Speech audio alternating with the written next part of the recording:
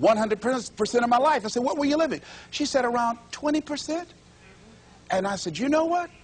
I said, I know what that's like. See, if you go through life holding back, and most of us do, most of us, if we ask ourselves, have we done all we can do? Most of us will have to answer, no, we haven't. We've been holding back. We have ideas that we don't act on, things we want to do. We're afraid to take chances. We go through life trying to seek security and not coming outside of our comfort zone, and we take most of our stuff with us to the grave. And I'm saying that the fact that you're still here, that you're still breathing, you've got some more work, and you owe it to yourself. You owe it to yourself. So when you get up in the morning, that you can look yourself in the face and say, hey, I'm living my life on my terms. That's important. Not to give up on your dream, not to give up on yourself. Now, are there going to be some moments when you want to give up? Yes. Will there be some moments when it's going to seem like it's impossible? The pain that you're experiencing, the disappointment that you're experiencing, that you're going to say, it's not worth it? Yes, that's going to be right there for you. It's going to be in your face, telling you to go back. You're going to start listening to the buts, and buts will have all kind of help and support from your family members and friends saying, I told you, fool. You're going on to this positive thinking stuff. Look at you now. Bet you wish you had that job now. Remember, I lost my job. I was very controversial in Columbus, Ohio, in broadcasting. I lost my job, and here's what I learned. That you've got to immediately start using your energy positively. The old folks used to say, an idle mind is a devil's workshop. That's real. I mean, when I didn't have anything to do, my mind used to say, you better go back and get your job. Why did you just shut up? Always running your mouth. Quack, quack, quack, quack, quack. Why did you just hush? You'll be working right now. Broadcasting was all that I knew. And that was my life. I love talking to people, and I love playing the records. Used to come on there, look out, this is Les Brown. All right, get up, face these, raise your right hand, throw your head back, put your teeth in and say, I am somebody.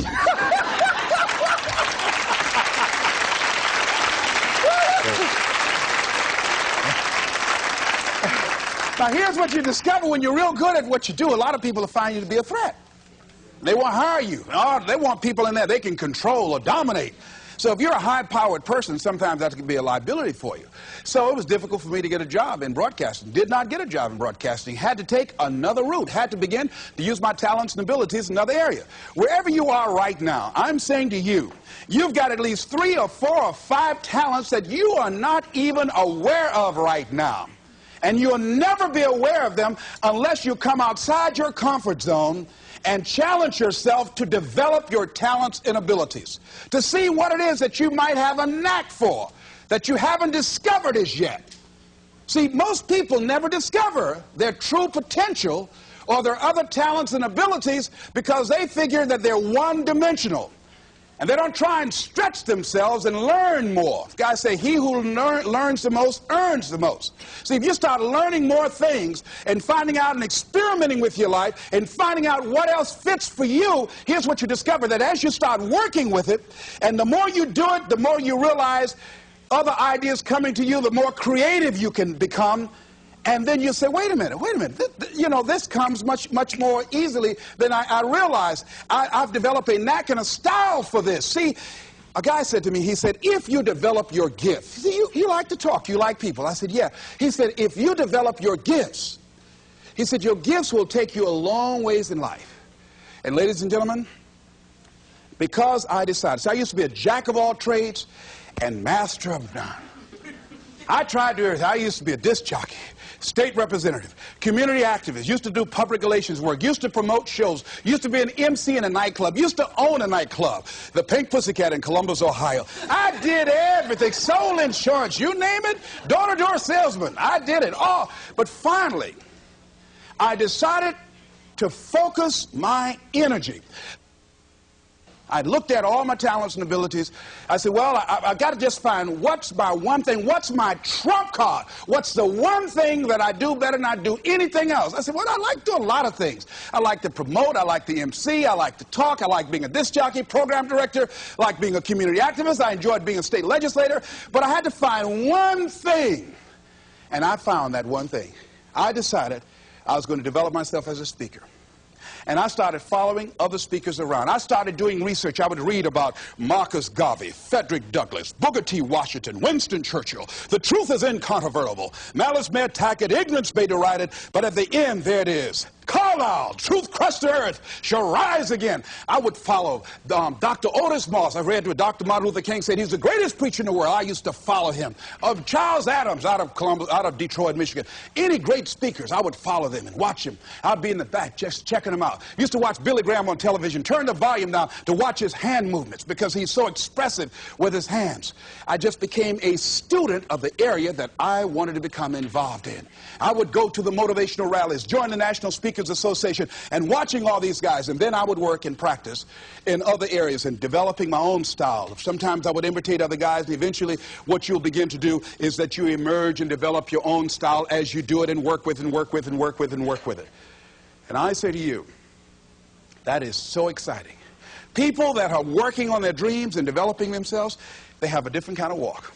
They have different kind of energy. You can tell in the tempo of their conversation, they walk differently. They have a lot of energy. They have a glow about them. People that aren't working on their dream, see, you can tell in how their movement, their body language, their voice conversation, they're real slow. Hey, I'll just call. I wasn't doing nothing. Thought I'd call you. Well, don't do that over here. They look at a lot of television. What's on? I don't know. I'm just looking. No, you got to watch this. You don't want to be like that. You want to actively be involved in creating life and making it exciting for you. See, if you watch the news all day and read what's happening in the newspaper, you'll be scared to come out your house. Am I right? You'll be scared around here.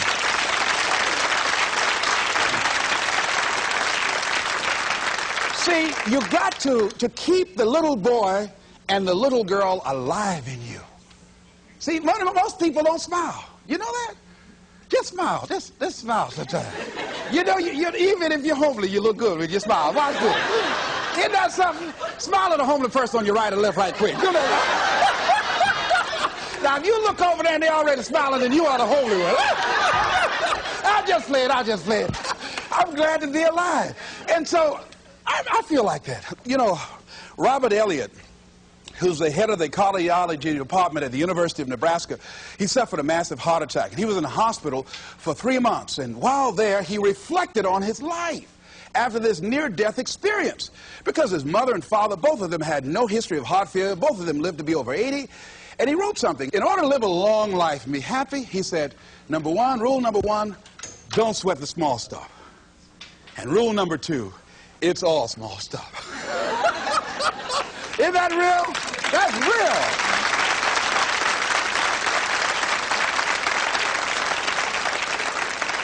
See, if you're working on your dream, sure there are going to be times you're going to want to give up. Sure there'll be times in life that'll knock you down and catch you on the blind side. But the challenge is to hold on. And if you hold on tenaciously, I say the universe is on your side.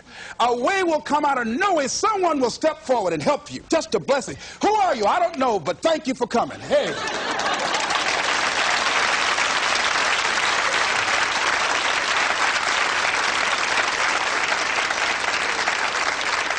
So don't allow the difficult and challenging times to demoralize you. I love to quote this guy, Charles Udall. He said, in life you will always be faced with a series of God-ordained opportunities, brilliantly disguised as problems and challenges. And I'm saying, in your hands, you have ideas. You have been given something to bring to the universe that was not here before you showed up. See,